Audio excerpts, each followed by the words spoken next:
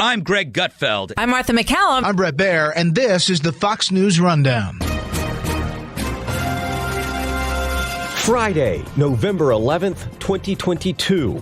I'm Jared Halpern. Republicans will need to meet expectations with a newfound majority in the House. There will be a big push from within the party that if they don't get some of this stuff done, there are going to be some people who want their money back. I'm Chris Foster. Psychedelic drugs are helping some veterans deal with personal demons after war. The turnaround was so fast, and it changed my perspective. It really felt like I had lifted all this weight that I was carrying on my shoulders. You know, I was kind of excited to just live again. And I'm Andy Puzder. I've got the final word on the Fox News Rundown. As election week comes to a close, it's natural to ask, now what? President Biden answered that question this week. Regardless of what the final tally in these elections show, and there's still some counting going on, I'm prepared to work with my Republican colleagues. The American people have made clear, I think, that they expect Republicans to be prepared to work with me as well. The president says he is not changing course, arguing benefits of his legislative agenda, like the infrastructure bill and the Inflation Reduction Act, won't be fully felt for months. House Republican Whip Steve Scalise, who is likely to be elevated to majority leader, says the GOP does have a mandate from voters, pledging his support for current GOP leader Kevin McCarthy to take the speaker's gavel. We're going to have our elections next week. I'm supporting Kevin McCarthy for speaker, and he'll win that race.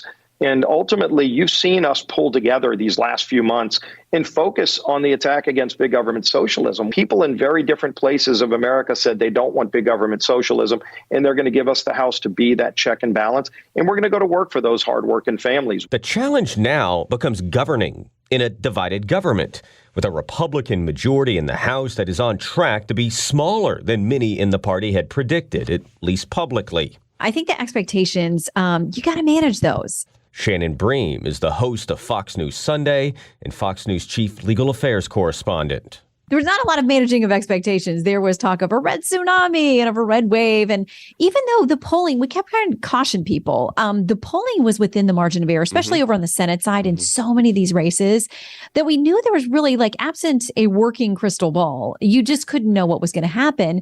And we saw real indications that these were going to be knockdown, drag out fights on the Senate side. I think the House, though, is surprising to a lot of folks on both sides of the aisle, and certainly to the pollsters out there.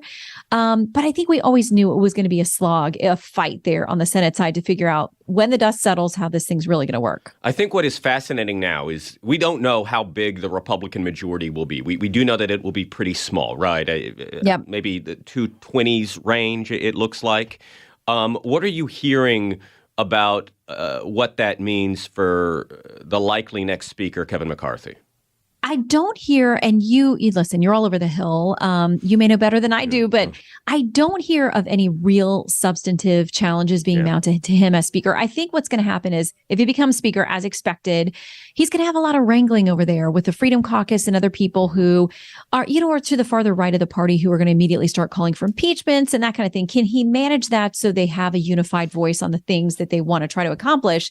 Listen, you've got a president with a veto pen. There's only so much you can do, but you don't want to waste the 2 years acting like you're doing nothing for the American people. I think there'll be messaging bills just like Democrats do, where they're like, look, we put this thing up, we passed this, and the president won't sign it, when we all know he's not going to sign it. But you got to look like you're governing and doing the actual work, or the people will punish you. Republicans also now will have the power of the subpoena. And I think that could be a real headache for the White House. You heard the president talk about this Wednesday after the midterms when somebody asks about the Hunter, because I think you're going to hear a lot about the border, calls to impeach Secretary Mayorkas. You're going to hear a lot of Hunter Biden. You're probably the FBI, Director Wray. The FBI, with subpoena power. I mean, Jim Jordan is going to be busy, because I think he has a lot of plans for a lot of hearings. Senator Paul is talking about Dr. Fauci.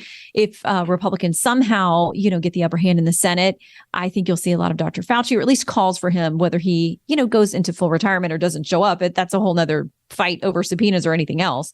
But I think they're very focused on these investigations. And you heard the president say, when asked about Hunter and investigation, say, well, I think the American people are ready for us to move on, get some things done for them. And he says it's almost like a comedy. Well, Jim Jordan et al. Do not think so, and they will be sending out some requests to appear. Do you think that is a mandate? I mean, is that where the country is too? I think it's where Jim Jordan's constituency, if we mean more broadly, not just his because that was one of the sort of cautionary tales from Democrats, right? Is, let's not go too far here with some of these Trump hearings and the impeachment, right? I mean, and so there is sort of a thought of like, do Republicans sort of come out and say, what was good for the goose is good for the gander, and start moving in that direction, or is there sort of a Yeah. I think they've been itching. They've been itching to get that gavel and get those subpoenas. And listen, there are people, they have gone on all forms of radio and TV and ads and everything else to say, if you give us the power, we're going to do these investigations. There will be a big push from within the party that if they don't get some of this stuff done, there are going to be some people who want their money back. Well, and the other issue, too, is, we have to do this again in 2 years. And you have... It's never over. Well, it's not. But my point is, well, keeps me gainfully employed. But you... exactly. You have a lot of these Republicans who flip seats, right, in sort of swingy, flippable seats.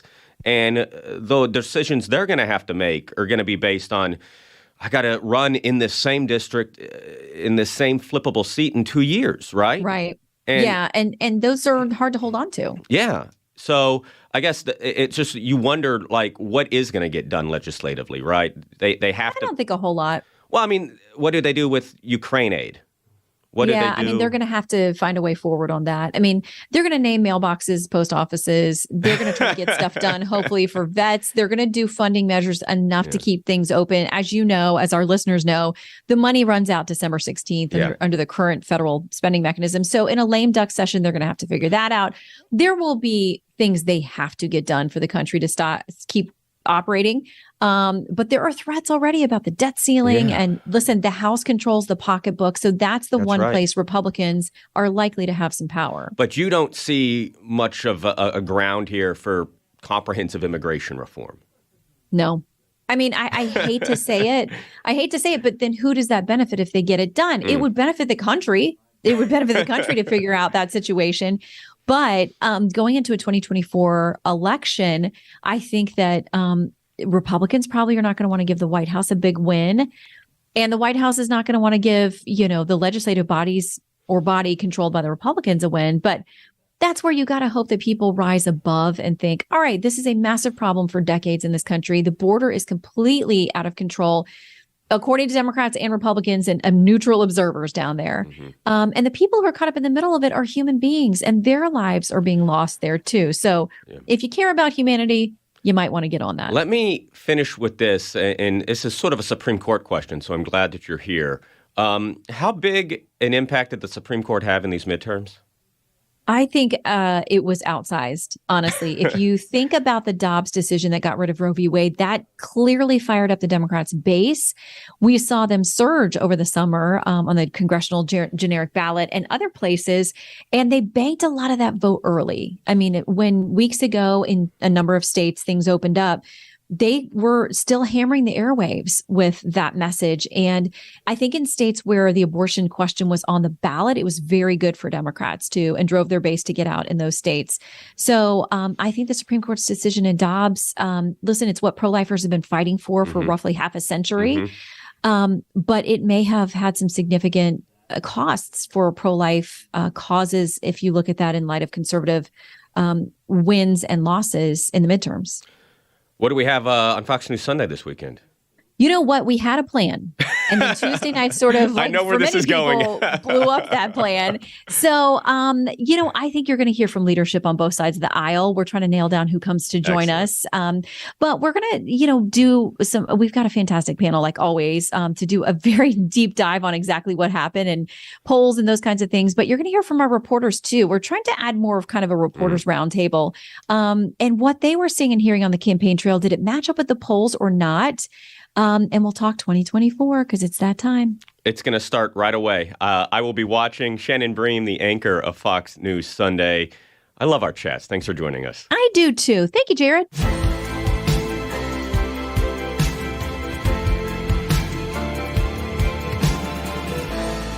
This is Andy Puzder with your Fox News commentary. Coming up. Most psychedelic drugs are illegal under federal law. A lot of people still use them recreationally and increasingly therapeutically for treatment of mental health problems like depression and post-traumatic stress disorder. The Department of Veterans Affairs has clinical trials going with the support of amendments sponsored by New York House Democrat Alexandria Ocasio-Cortez and Texas House Republican Dan Crenshaw, a veteran wounded in Afghanistan. Research was first conducted at the VA in the 60s when scientists considered psychedelics a potential game changer in treating psychiatric conditions. But as recreational use increased, the studies were abandoned until recently when the VA re-implemented the program last summer after FDA and DEA approval. Marcus Capone was a Navy SEAL dealing with post-traumatic stress disorder and a traumatic brain injury. We call it a mild TBI because it's really, MTBI. And at the time, I think all of us were avoiding the term PTSD. I still avoid the term today. He and his wife, Amber, promote and sponsor psychedelic therapy for veterans after his positive experience. I don't like to be labeled with the post-traumatic stress label, but I was definitely struggling with all the symptoms that fall underneath those categories. So I was starting to become really agitated, angry, depressed. I wasn't sleeping well. We had lost a lot of individuals from 2006 to 2010, some very close friends. And, I was just getting tired. I started seeing some therapists during that time. And I was actually put on my first antidepressant in 2010. And I stayed on prescription medicines, a host of them, through 2017. Once you start on that path, it's difficult to stop. So you were taking an active role in your treatment. Amber, I'm sure you were there too. And you probably thought once he was done, okay, look, he's out, fresh start, new life, he'll feel better now. I definitely thought that. And we actually attended a retirement ceremony for a SEAL that Marcus served with recently. And I, just sitting there and seeing this family, this precious family that has given so much, and how excited they were to finally get their dad back, their husband back, and knowing the struggle that we went through on the other side of service. It really is a time in someone's life where you should be so excited and so optimistic about the future. And I was that, but there were no resources on the other side. So it was enormously challenging. Let me fast forward from this dark tunnel to 5 years ago, Veterans Day 2017, and you said everything changed. Was it just like a switch? Yeah, I came to a point where I was just frustrated. 5 different brain centers, a multitude of prescription meds. And this was, we seemed to think it was a last-ditch effort. I tried hyperbaric oxygen therapy. I've tried TMS, and, nothing seemed to work for me. And the more I read about psychedelic medicine, the more it made sense that these are medicines that are used for recreation, just like anything else can be used, but these are medicines first. And so the more research I did, the more it made sense. And so I just, I took a chance and I went to a reputable clinic in Mexico. And I hate to use the word panacea, but the turnaround was so fast and it changed my perspective. It really felt like I had lifted all this weight that I was carrying on my shoulders. I was kind of excited to just live again. And the first thing I did was to tell Amber, I said, this is exactly what my teammates need. I know a lot of them were suffering. A lot of them were reaching out and trying to figure out where they can get help. And so we just wanted to pay it forward. That's really all we wanted to do. And we had no idea it was going to turn into where we're at today.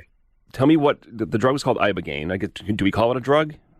Yeah, I don't know how you classify it. A medicine, a drug. It is extracted from the Iboga root, which grows in West Africa, and it's been used in certain African cultures for thousands of years for rites of passage, for stomach ailments, for mental health, and it's also being studied for addiction, so opioid addiction, alcohol use disorder, and what the drug does, like many of the other classic psychedelics, it puts you into an awakened dream state, and it flashes really your life before you. The joke is you can't hide from the medicine. It's going to pull out what it needs to. And the things that are affecting you in your subconscious, maybe that you're not even thinking about, the things that are affecting you in your daily life, the drug actually makes you go back and potentially revisit those. So you revisit potentially childhood traumas, or you visit, wartime traumas, and you deal with those. As you know, you can't overcome problems unless you deal with them head on. And that's what the drug does.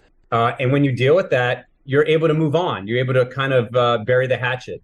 Is it sort of like does it feel like a hard reset, or is there some sort of maintenance therapy? No, it's a complete reset. It disrupts your default mode in certain ways. So your default mode, you and I, we're protected. It protects us. The oven's hot. Don't touch the oven. You touch it one time, you're not going to do it again. Or you have these rumination thoughts. I'm no good. I can't do anything right. I walk in a room with a lot of people. Everyone's staring at me, right? These are the thoughts that keep going on in our minds. We've all had them. Some of them, of course, for people are really bad and they need to take medicine for that. Well, the psychedelic medicine cuts that thought pattern, and it allows you to move away from that thought pattern and generate new thought patterns that can be positive. And that's the power of some of these medicines. I'd also say that Marcus has put in a ton of hard work on the other side of it. So certainly it felt like a miracle cure at the time because nothing had worked. And this was so rapid and so intense. It certainly seemed like a panacea, but some of Marcus's hardest days came after the journey because he was still processing. And so by continuing to go back to the well and really deal with the things that were affecting him subconsciously, 5 years later, he still continues to improve. And by the way, there's no finish line on this journey, on this trip. It's a continual improvement for the rest of his life.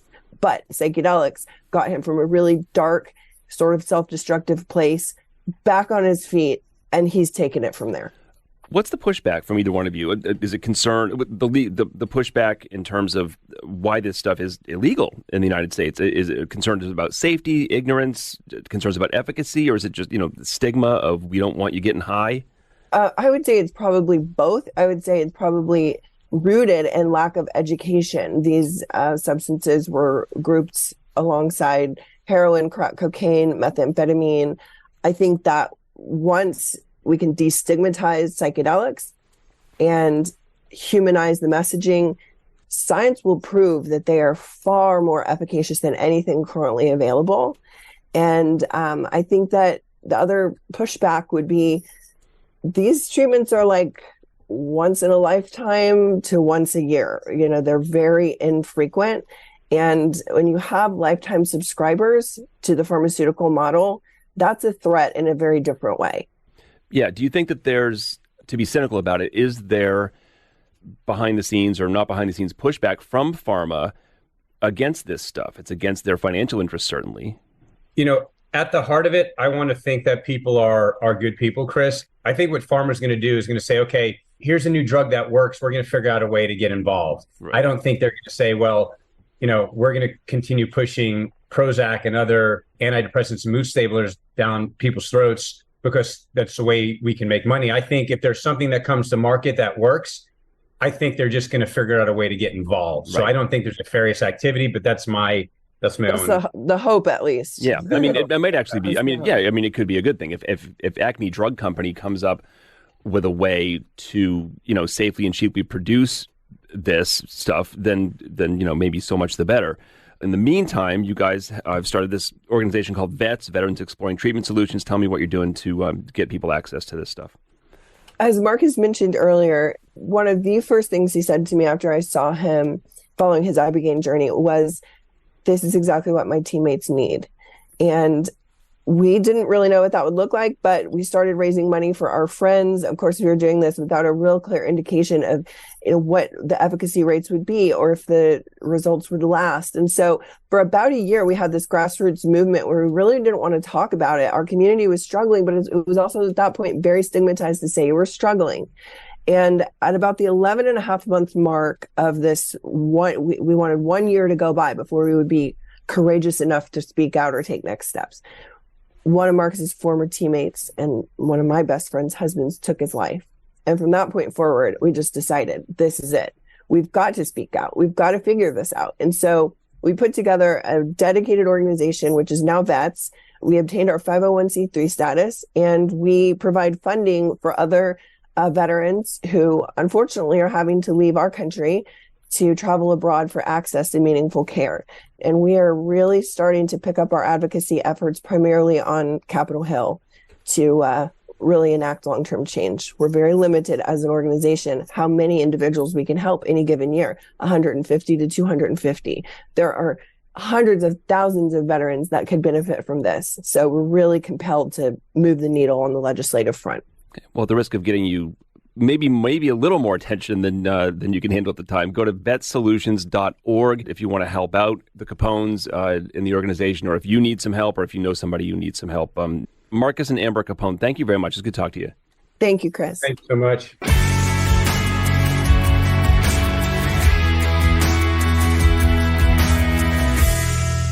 Listen to the all-new Bret Baier podcast featuring Common Ground, in-depth talks with lawmakers from opposite sides of the aisle, along with all your Bret Baier favorites like his all-star panel and much more. Available now at foxnewspodcasts.com or wherever you get your podcasts. Subscribe to this podcast at foxnewspodcasts.com. It's time for your Fox News commentary. Andy Puzder. What's on your mind? Polls are closed across the country, and it seems clear the Republicans will take control of at least the House of Representatives, and they have a shot at control of the Senate. While there was no red tsunami, Republicans made gains, and thankfully, we will likely have a divided government for the remainder of the Biden presidency. So what does that mean for working and middle-class Americans? What can Republicans do to turn the economy around with only one, perhaps two, houses of Congress? As it turns out, they can do quite a lot. Let's look at what might play out economically under each of the likely post-election scenarios. First, with the majority in at least the House of Representatives, Republicans can put an end to the Democrats passing the massive spending spree legislation that's been driving inflation and crushing American families, such as the bloated American Rescue Plan and the ironically named Inflation Reduction Act. Should Republicans win both the House and the Senate, they could use the reconciliation process, which avoids the filibuster and allows the Senate to pass fiscal legislation on just a majority vote, to pass pro-growth legislation. Biden would then be forced to either veto the legislation, as Clinton did with the Republican-passed tax cuts in 1995, or sign it into law, as Clinton did with welfare reform. If that is ultimately the case, I would expect Republicans to focus on energy and crime. Energy is both a jobs and an anti-inflation issue with substantial national security overtones. Given Tuesday night's election results and the genuine crises facing our nation, there are likely Senate Democrats who would support measures in both areas. Maybe not enough to defeat a filibuster, but enough to make those issues genuinely bipartisan. That's the kind of bipartisanship Americans have been hoping for. This is an opportunity for both political parties to deliver. Even with control of just the House, Republicans can also start turning the tide on excessive government spending and inflation. Inflation in the economy consistently polled as the number one issue on the minds of voters and were a deciding factor in a number of otherwise close races. Two ways House Republicans can address excessive spending are government funding. By tradition, general appropriations bills originate in the House, and appropriations is where most policy fights will happen over the next 2 years. It's also where Republicans will have maximum leverage. Biden's government needs taxpayer money in order to do anything. Republicans should rein in spending levels and also cut off harmful spending that funds the left's agenda. Cutting back on funding for some of Biden's spending and tax giveaways to green energy programs would be a great place to start. The Treasury will hit the $31.2 trillion debt limit next year. This is an absurd amount of debt, particularly with interest rates rising. Increasing the debt limit has historically served as a leverage point for doing something about spending going back 40 years. Any agreement on a debt limit should be paired with spending cuts and reforms that address our nation's underlying problem, unsustainable spending. All of this points to a better, stronger economy with Republicans in control of one or both houses of Congress. Elections matter because policy matters. And as the last 21 months demonstrate, it matters a lot. I'm Andy Puzder, former CEO of CKE Restaurants. You've been listening to the Fox News Rundown. And now, stay up to date by subscribing to this podcast at foxnewspodcasts.com. Listen ad-free on Fox News Podcasts Plus on Apple Podcasts. And Prime members can listen to the show ad-free on Amazon Music. And for up-to-the-minute news, go to foxnews.com. New from the Fox News Podcasts Network. My name is Kennedy, and welcome to my podcast, which will, I humbly say, single-handedly save the world. You're welcome. It's Kennedy Saves the World. Subscribe and listen now by going to foxnewspodcasts.com.